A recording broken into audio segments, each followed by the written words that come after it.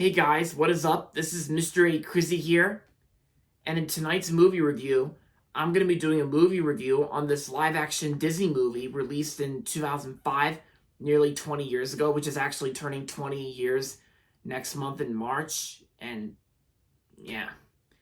This review is on Ice Princess. Ice Princess was released on March 18th, 2005, and so Ice Princess also stars Michelle Trachtenberg, Hayden Panettiere, Joan Cusack, Christian Olsen, and yeah. So in this movie, we follow Casey Carrollo, who is supposed to go to Harvard, just like her mother, played by Joan Cusack, while Casey has the grades to get into her mom's altimeter. What she really wants to do is pursue her passion, figure skating, like figure ice skating. I mean, both Cassie's mom and Jen, of course, like the captain of the local teams, scoff at the idea of Casey on the ice. But Casey soon finds an unlikely ally and coach in Jen's mother, played by Kim Cattrall, whatever you want to pronounce that last name, a former skater trying to live down mistakes from her past. And yeah, so since Michelle Trachtenberg herself has just passed away, and after watching Harriet the Spy, this movie Ice Princess was streaming on Disney Plus, since it is a Disney movie, and I actually streamed it on Disney Plus, and I gotta say, Ice Princess I thought was also a pretty good movie. I actually quite liked it. Yeah, I actually quite liked it for like a live action Disney movie from like the old days, and Disney hardly makes these types of films nowadays, which because nowadays they're just remaking all their classic animated films into live action. Yeah, and that's what Disney's doing nowadays. They're just remaking all their classic animated feature films into live action remakes. But I gotta say, Ice Princess I thought is a good Disney movie, which came out in like the early days, back when they used to do live action films like this. And I thought it had an interesting concept and subject matter as well, since this movie's about ice skating, like figure skating, and since this is a Disney movie about ice skating, it kind of gives you those vibes of like Disney on Ice vibes a little bit, even though there's no Disney animated characters in this film, because this is just like a movie on its own that uses like live action real people like on screen. And Christopher Beck actually composed the score for this film, and Christopher Beck, I think that did a good job with the music score here.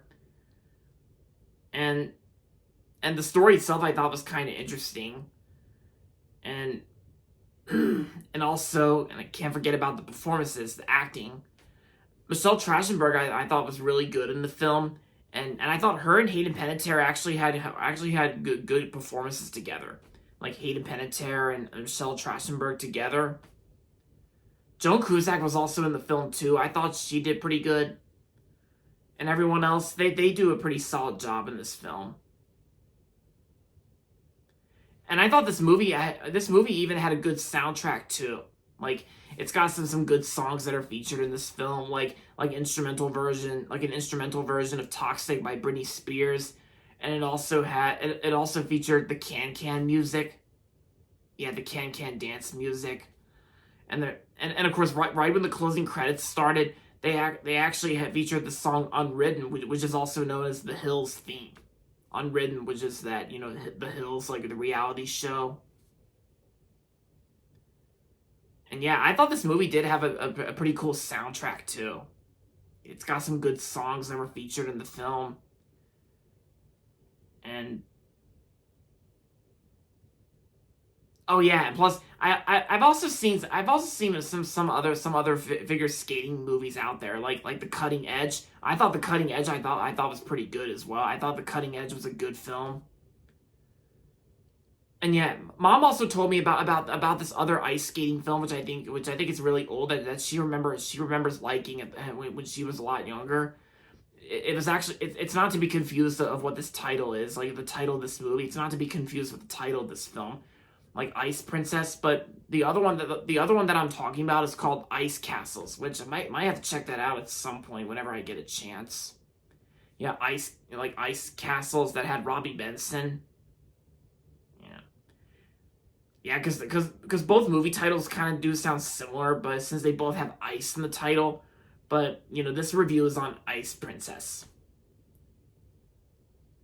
And I thought the opening Walt Disney Pictures logo was actually pretty cool as well, because it's actually the flashlight variant, but as the color blue with some ice elements blended into it.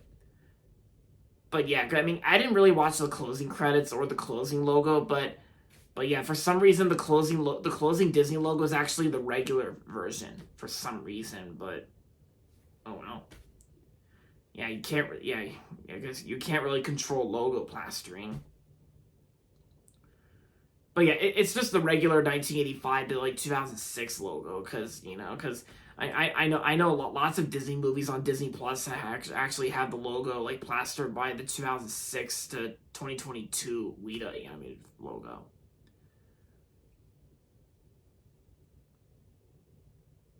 But that aside, overall, Ice Princess was a good movie, and I'm gonna give Ice Princess 3.5 out of 5 stars.